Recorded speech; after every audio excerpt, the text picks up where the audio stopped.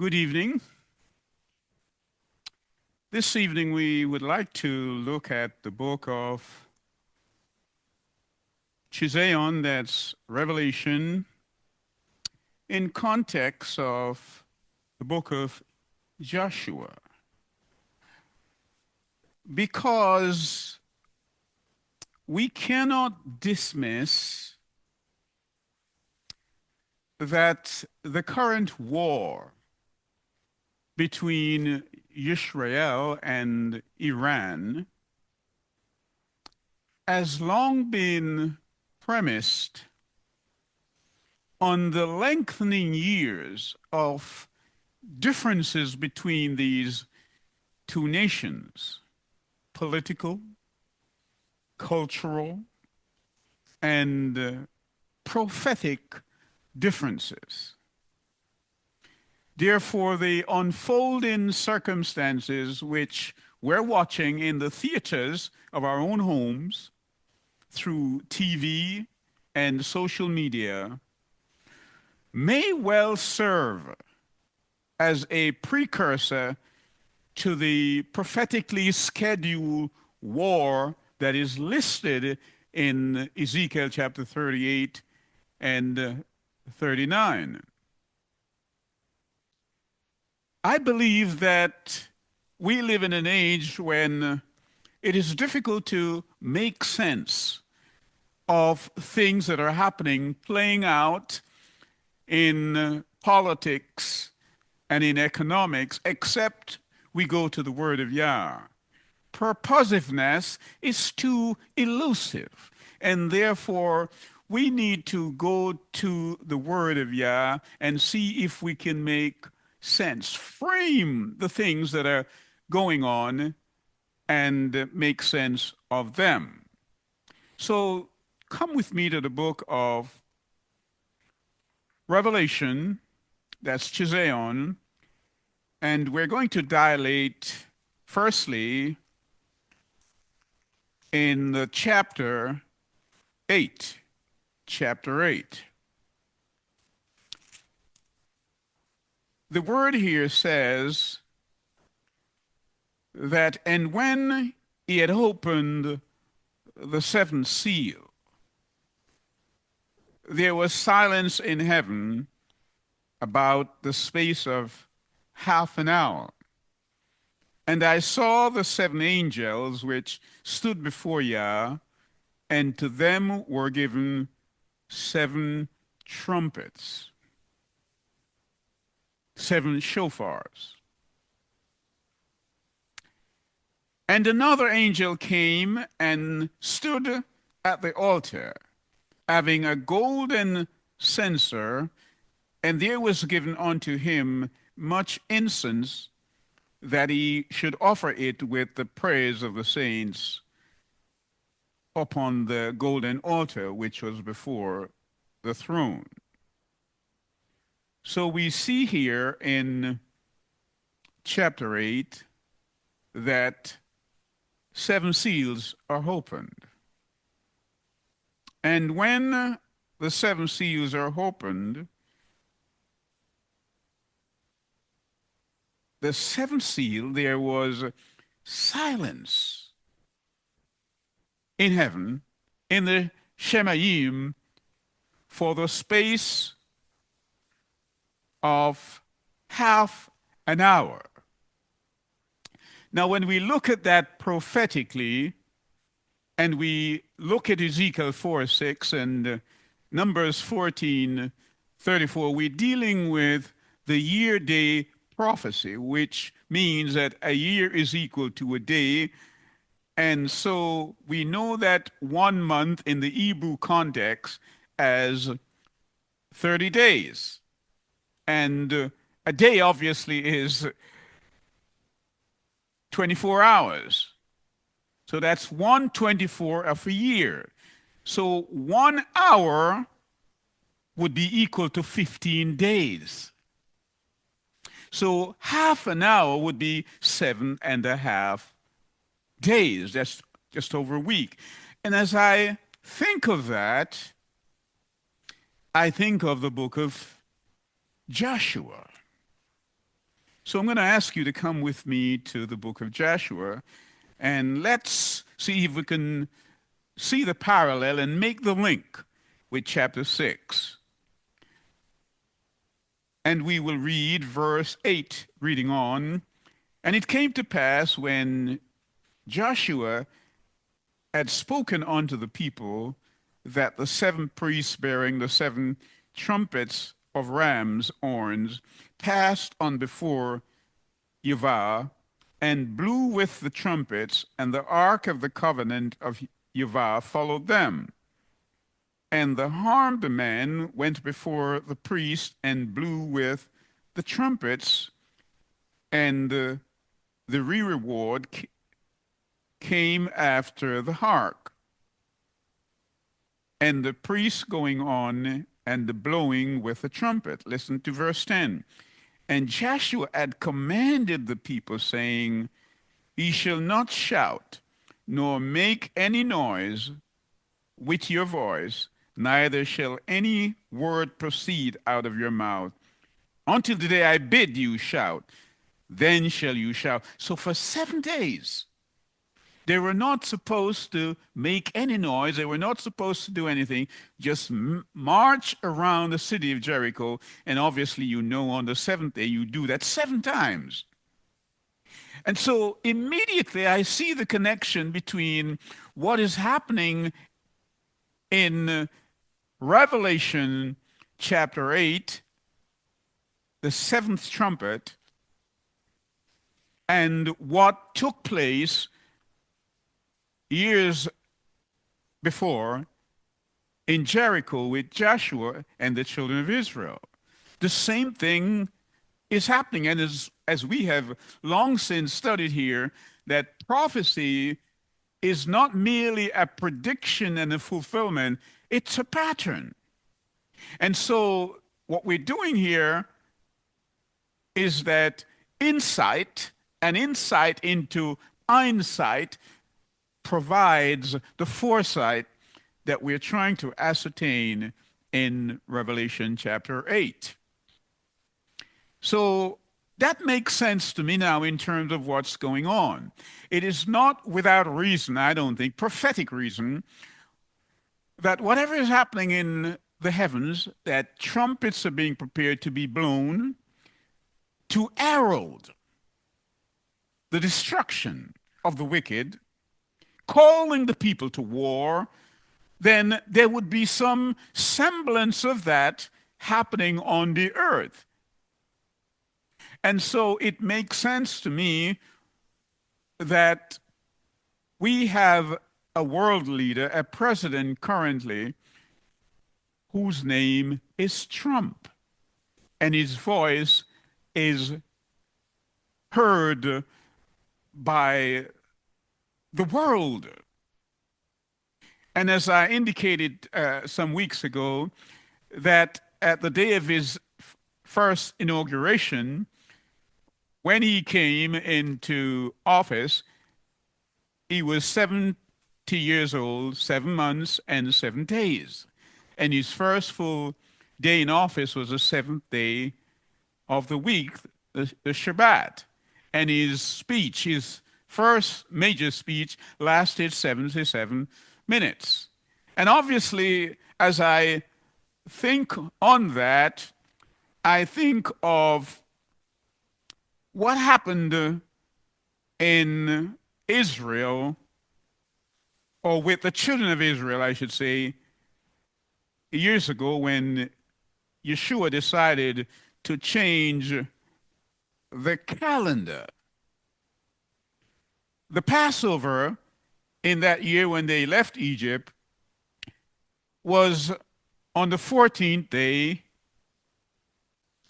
of the month. That's 2 sevens.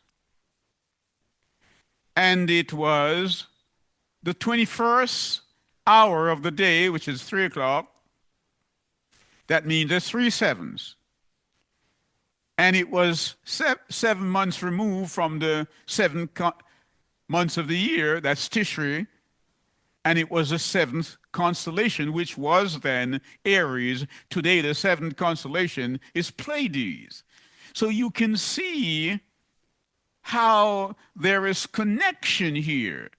Yah spoke to Moshe in, well, let's go to Shemot chapter 12 and let's consolidate that particular point. Chapter 12, the 12th portion of Exodus. And Yah said that this month, verse 2, shall be unto you the beginning of months. It shall be the first month of the year to you. So Yah changed the calendar here and told Moshe that he should speak to the children of Israel and let them know that we're moving the first month to the seventh and the seventh month to the first. So Tishri is now the seventh month, and Nisan is going to be the first month. So we see that Yeshua, as he was changing the system, it was closing out a whole system, the old system. All the sevens converge. And now we're seeing all the sevens converge, even as we watch the unfolding events. And the apostle Shaul in 1 Corinthians chapter 15 and verse 52, he says, in a moment, in the twinkling of an eye, at the last trump,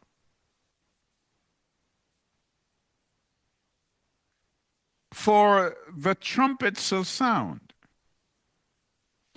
and the dead shall be raised incorruptible and shall be changed. Now, oftentimes people use this, and they use it at an occasion when somebody has passed. And there's nothing wrong with that. It's an appropriate thing to use. But I see that it also deals with the spiritual aspect of life, in the sense that as we're watching the unfolding of the trump on earth and what is happening in heaven, those who are attuned to the prophecies, they too will come alive.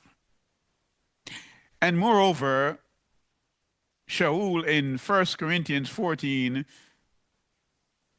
7 and verse 8, or 7 through to 8, says, and even things without life, they give sounds. Whether pipe or harp, except they give distinction in the sound, how shall it be known what is piped or harped? For if the trumpet give an uncertain sound, who shall prepare himself to battle? And so the question is asked, as we listen to the president, do we understand the sound that he makes, the sound of his voice? Do we understand the prophetic nature of what is happening? Is it a call for war? Is it a call for war? What does it really mean? What does it really mean? And so we're trying to make sense of all what is happening. So come with me to the book of Revelation again, and we're going to look at chapter 15. Chapter 15 of the book of Revelation. And the word says, and I saw another sign in heaven, great and marvelous, 7 angels having the 7 last plagues. For in them is filled up the wrath of Yah, And I saw, as it were, a sea of glass mingled with fire, and them that had gotten the victory over the beast, and over his image, and over his mark, and over the number of his name, stand on the sea of glass, having the harps of Yah. And they sing the song of Moshe, a song of deliverance, the servant of Yah, and the song of the Lamb, saying, Great and marvelous are thy works, Yah Elohim, Almighty. Just and true are thy ways, thou King of saints. Who shall not fear thee, O Yah, and glorify thy name? For thou only art Kodesh, holy. For all nations shall come and worship before thee, for thy judgments are made manifest. And after that I looked, and behold, the temple of the tabernacle of the testimony of heaven was opened. And 7 angels came out of the temple, having the 7 plagues, clothed in pure and white linen, and having their breasts girdled with golden girdles. And so you see what is happening here. Yah is about to pour out the plagues on the earth. And so one may well conclude that the sound of the trumpets, whether the heavenly trumpets or the sound on earth, it is a call to gather the people together. It is a time of war. It is a time of Jacob's trouble. It is that time as nations war against nation. And in Psalm 2, the question is asked, why do the nations rage? And he tells you why they're raging. I think we better go there and take a look at it again and remind ourselves why the nations are raging. Why do the heathens rage? And the people imagine a vain thing. The kings of the earth, these are the leaders, set themselves, and the rulers take counsel together against Yahweh and against his anointed, saying, Let us break their bands asunder and cast away their cords from us. We're not going to listen to him, so they say. He that sitteth in the heavens shall laugh. Yah shall have them in derision. Then shall he speak unto them. How? In wrath, in his wrath. And so what we're seeing here is that he has held out his hand in mercy for many years. When we read the book of Yobalin or Jubilee, we come to understand that Adam sinned in the 8th year. He spent 7 full years in the Garden of Eden. And in the 8th year, I think it was the 17th day, hear me, of the 2nd month that they sinned. Now, if you understand that, you would understand Bereshit chapter 7, because the very day that Adam sinned, according to the book of Yobalin, which is the 17th day of the 2nd month, it is the same day that the flood came, or Noah went into the ark. And so it's making sense as in terms of the linkages of prophecy. The point, though, I'm making is that from the 8th year of creation, since creation, Yah has held out, asking man to come back to him. He has sent the patriarchs, he has sent the prophets, he has sent the disciples, he has sent the apostles, and man still lives in rebellion. And so he's saying, in essence, enough is enough. So he's about to leave the tabernacle, because Yohanan says the tabernacle was opened, and he saw the angels. They stand at the altar waiting for command from Yah to pour out the last plagues on the earth. That's what is happening here. And so we see that the world is moving towards a climax. We see that. So let's go to Revelation chapter 16. And the word says, "And I heard a great voice out of the temple saying to the 7 angels, Go your ways and pour out the vials of the wrath of Yah upon the earth." Often we perceive Yah as being only kind and good, and we don't see him as a Yah of justice, but he's a Yah of justice, and sin must be dealt with, because iniquity will not abound. Nahum 1:9 says what? It will not rise a second time. It must be dealt with.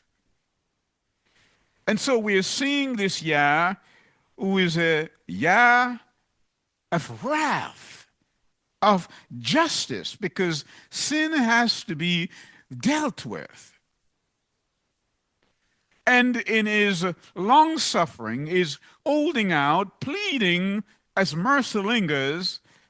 Man is still rebelling, and it's time now that he will leave the temple, take off his vestment. There will be no mediator there now, and man, the righteous one who are sealed in, will have to live without a mediator. That's why you see them at the altar of incense. This is where the prayers are offered up. And so go your ways. I want to deal not so much with the first 5, but I want to deal with the 6th and the 7th vial. So come with me to verse 12. And the 6th angel poured out its vial upon the great river Perath, or Euphrates. And the water there was dried up, that the way of the kings of the east might be prepared. Now, I had postulated some time ago that many of the wars you see going on, they will drip like a broken system until things take up speed, and they will drift to the Middle East. And eventually there's going to be a full-scale war. Even as Yeshua had said, in Matthew 24, you will hear wars and rumors of wars. But he says these are just the beginning of things. It's going to get worse.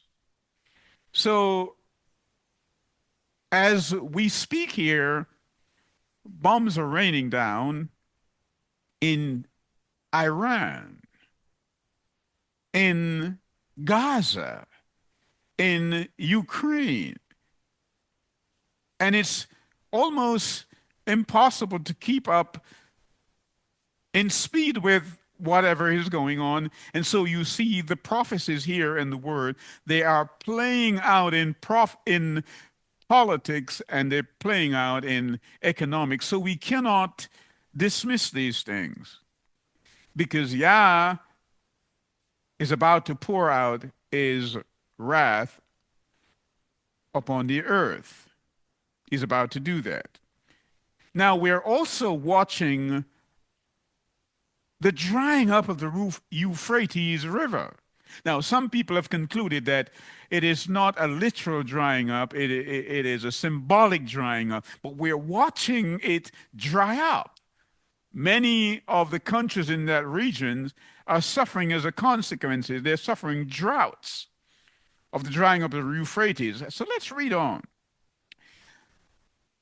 Verse 13, and I saw 3 unclean spirits like frogs come out of the mouth of the dragon and out of the mouth of the beast and out of the mouth of the false prophet. So as the Euphrates River is drying up, and we're watching that, it's literal. He's saying at that particular time, moving on, there are 3 spirits at work.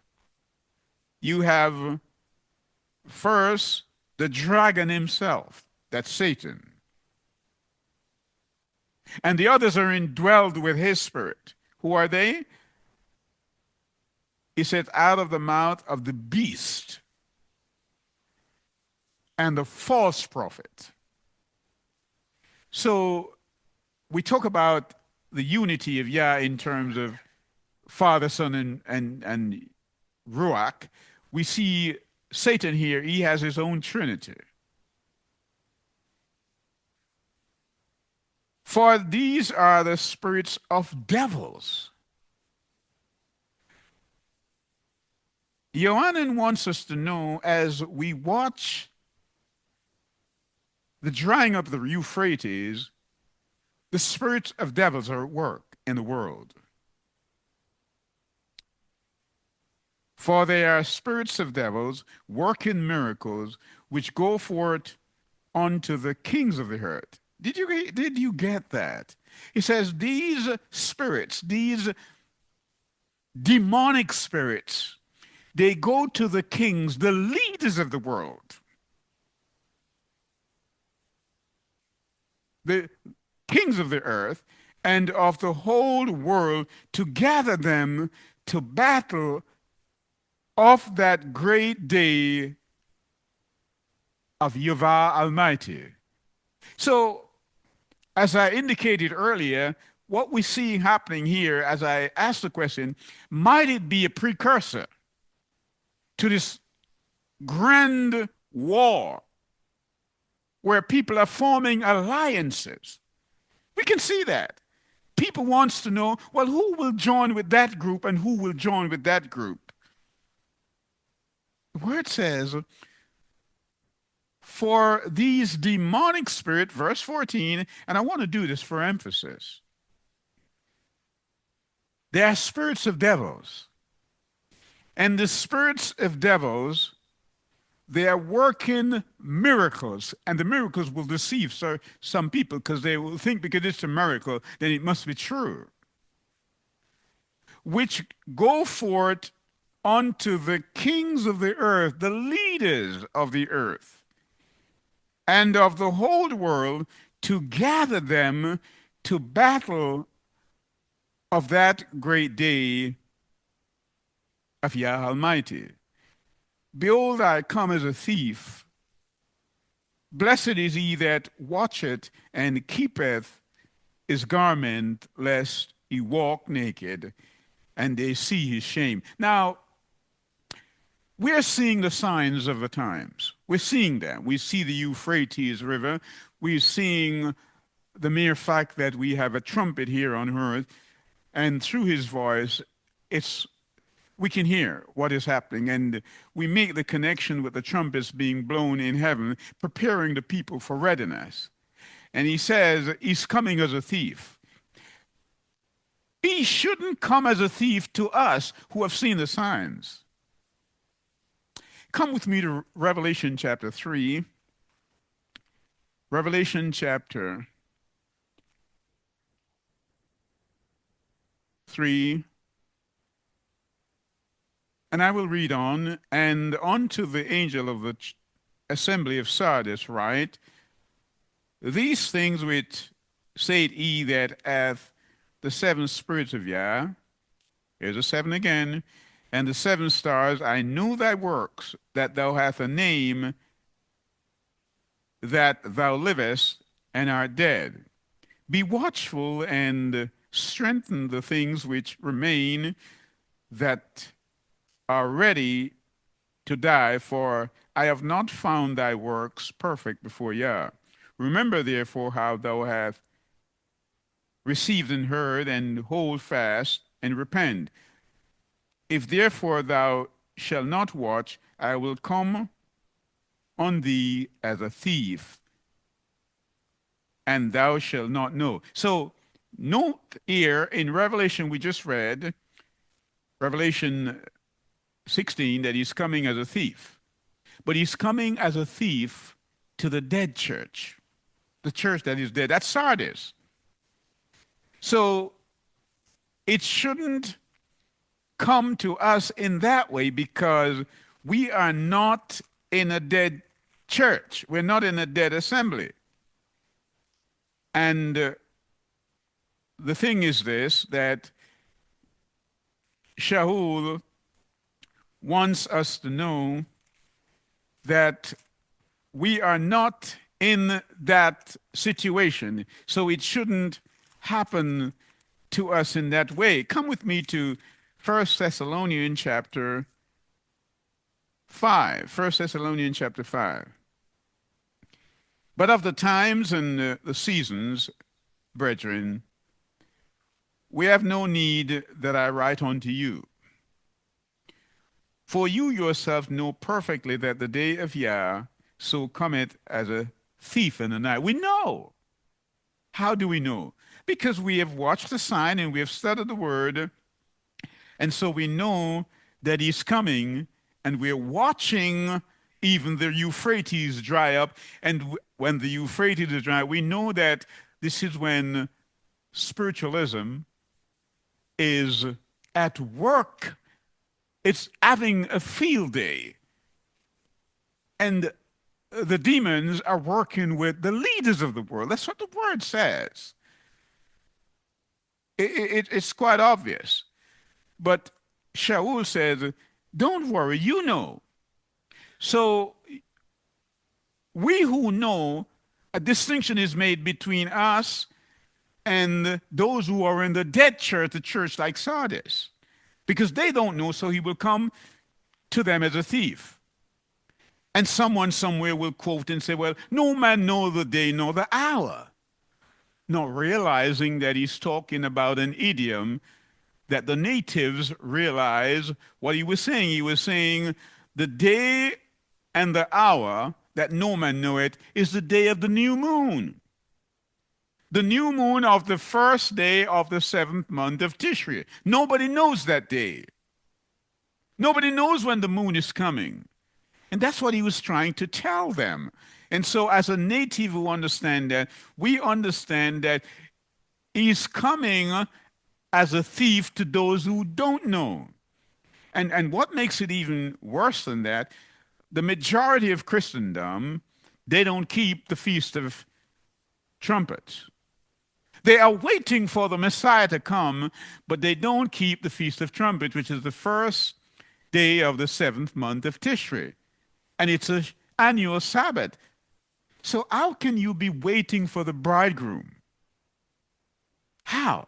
That's why we asked the question on Sabbath in Jeremiah chapter 2. It says, can a bride neglect, forget to wear her garment? Can she? Yes. Because on the annual Sabbath when he comes and the new moon, that no man know it, many of the people will be at work. Many will be in school. Many will be at play, doing their own thing. And he makes it very, very clear, don't do your pleasure on my Shabbat. Whether it's a weekly Shabbat or it is an annual Shabbat, it is still a Shabbat. And he says, this is a sign between me and you to keep my Shabbat. And the people are saying that these things are done away with. At whose command? And so the people are listening to their elders, they're listening to their priests, they're listening to their bishops, and they're listening to their pastors who are telling them that these things are done away with. And interestingly, they now become part of the list who will feel the plague because they're in rebellion against Yah. Let's go back to Revelation chapter 16. And so it says, behold, I come as a thief. Blessed is he that watcheth and keepeth his garments, lest he walk naked and they see his shame. Now, when you look at that, you remember Laodicea. Laodicea is naked. Laodicea is blind. Laodicea is wretched. And so Laodicea is in a state that is almost unrecoverable because Laodicea refuses to buy high salve. Laodicea clearly needs the eye doctor to buy eye salve, but it's not doing that because the people are convinced that they have it right. But there is a way that seemeth right unto a man, but it leads, says Proverb, to death. Verse 17, and the seventh angel poured out his vial into the air. And there came a great voice out of the temple of Shemaim from the throne saying, it is done. Remember, we're living under the sixth seal because the Euphrates drying up is the sixth seal, the sixth trump. And so one more to go. And once this seal is open, he said it is done. And there were voices and thunders and lightning, and there was a great earthquake, such as was not seen since man upon the earth, so mighty an earthquake and so great. And the great city was divided into three parts, and the cities of the nations fell, and the great Babylon came into remembrance before Yah, to give unto her the cup of the wine of her fierceness of his wrath. And every island fled away, and the mountain were not found. And there fell upon men a great hail out of the Shemaim, every stone about the weight of a talent. And men blaspheme Yah because of the plague of the hail, for the plague there was exceedingly great. It was great. Now, as we watch the events taking place in the Middle East, people are taking sides, depending on which side you prefer. But we ought to take side with Yah. Joshua had faced that decision some years ago when he saw the leader of the host of Yah, and he asked him, are you with us or are you with them? He said, nay, I'm neither with you. It is for you, Joshua, to be on my side. So people are saying, and they have long said this, let's go with our brother over there or go with Israel over there. Now we need to understand what Israel is. The Israel of Yah, of which I now speak in Galatians 6:16, are the people who have accepted Yeshua and have heeded his word, and they have kept his commandments, including the festival, the annual Sabbaths. We need to understand it. And so when I speak of Israel, I am not talking about a people currently living necessarily in Israel. I'm talking about people whose lifestyle reflect Yeshua, and they are a seed of Abraham. David understood this. Come with me to Tehillim, chapter 24. 24. The earth is Yahweh, and the fullness thereof. No one will deny that. The world and they that dwell therein. For he had founded it upon the seas, and established it upon the floods. Who shall ascend into the hill? That's Mount Zion. He said his throne is going to be on Mount Zion. And today we have a lot of people over Yisrael, some of which were brought over from Europe by the Balfour Agreement. That doesn't make you an Israelite. He says, who shall ascend into the hill, Mount Zion, of Yahweh? And who shall stand in his holy place? Who? He that hath clean hands and a pure heart, who hath not lifted up his soul unto vanity, nor sworn deceitfully. He shall receive the blessing from Yahweh and righteousness from Yah of his salvation. You shall receive his salvation. Who is his salvation? Yeshua. Yahshua. Shua in Hebrew means salvation. So that's why he's called Yahshua, not Jesus. So we will receive his Yahshua. This is the generation of them that seek him, that seek thy face, O Jacob. Selah, lift up your heads, O ye gates, and be he lift up, he everlasting doors, and let a King of glory come in. Who is the King of glory? Yah, strong and mighty. Yah, mighty in battle. So King David is letting us know that Israel are the people who have clean hands and pure hearts. Not a people necessarily born in the land of Israel. We've got to understand that. And so it makes sense then if you come with me to Tehillim, that's the book of Psalm again. And we're going to read a few verses from chapter 87. His foundation is in the holy mountain. Again, we're dealing with Mount Zion. That's his foundation. Yahweh loveth the gates of Zion. He what? He loveth the gates of Zion more than all the dwellings of Jacob. Glorious things are spoken of thee, O city of Yah. Selah. Will make mention of Rahab. What? Rahab is a Canaanite. And Babylon, to them that know me. Did you get it?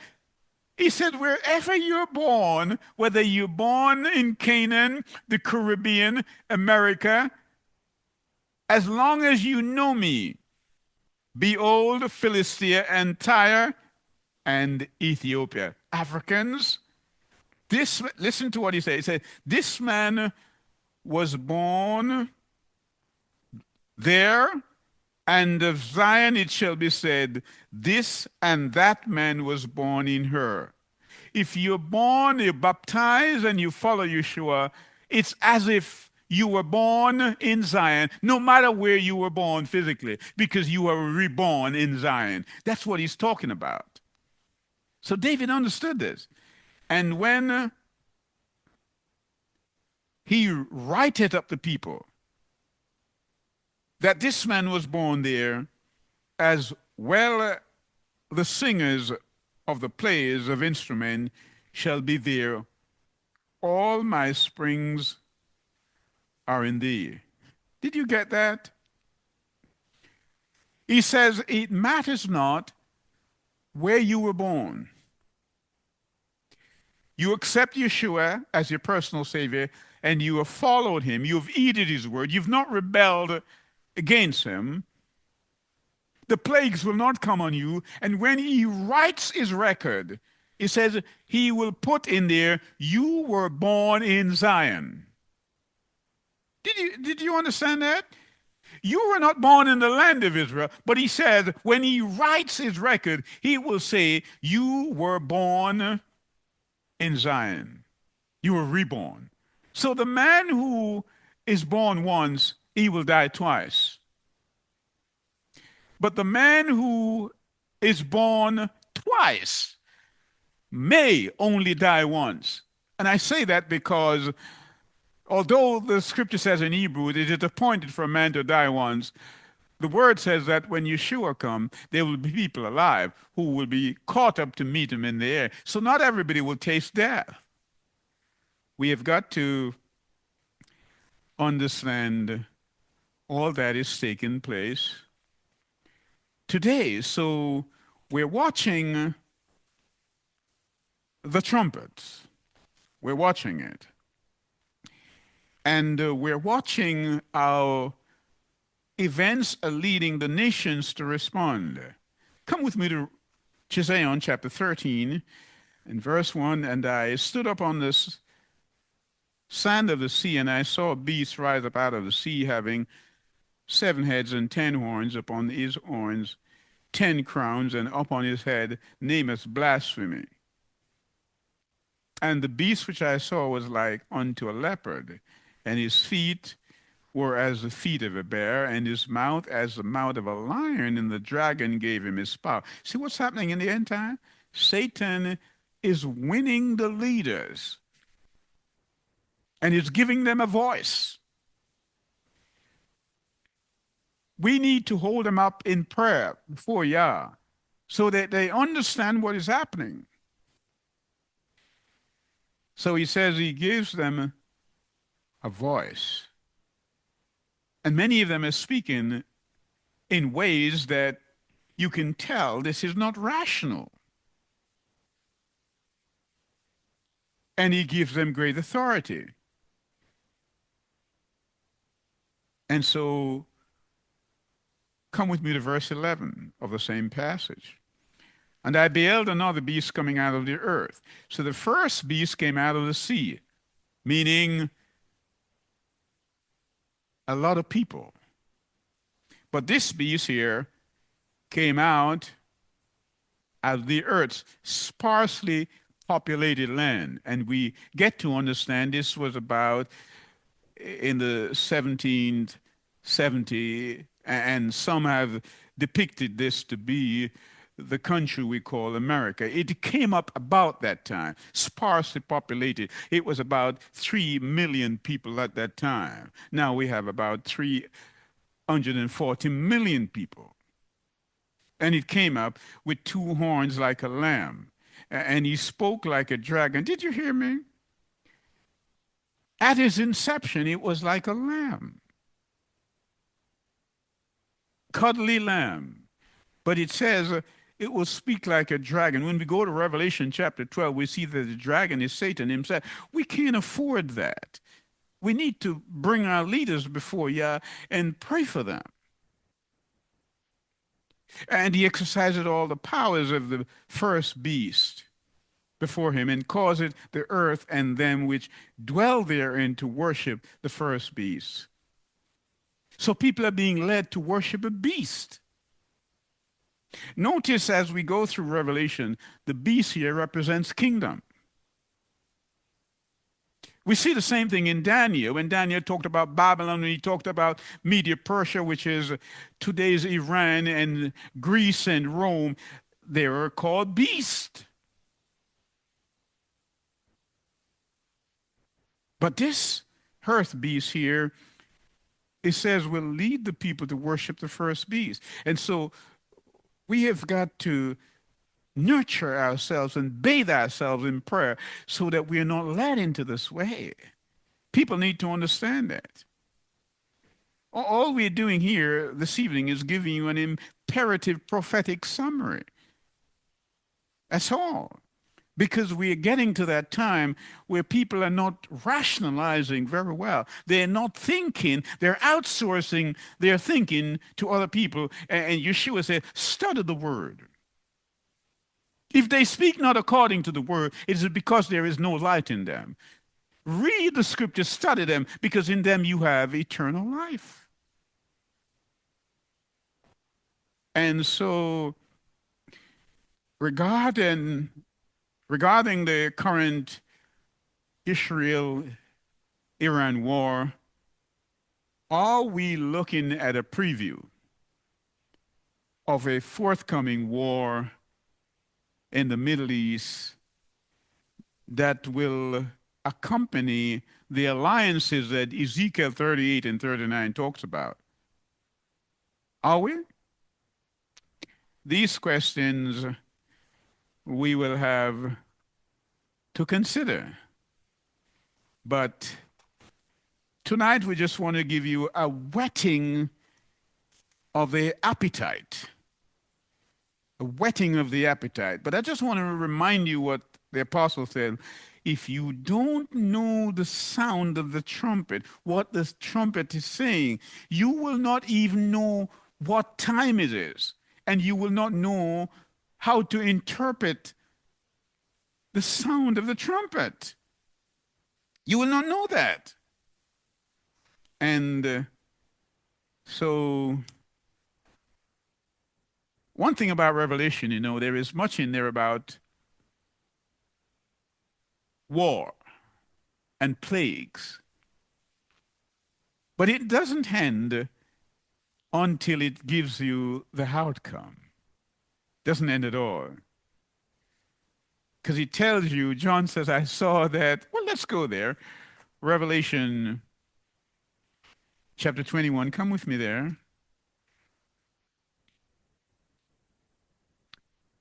And I saw a new heaven. Wow.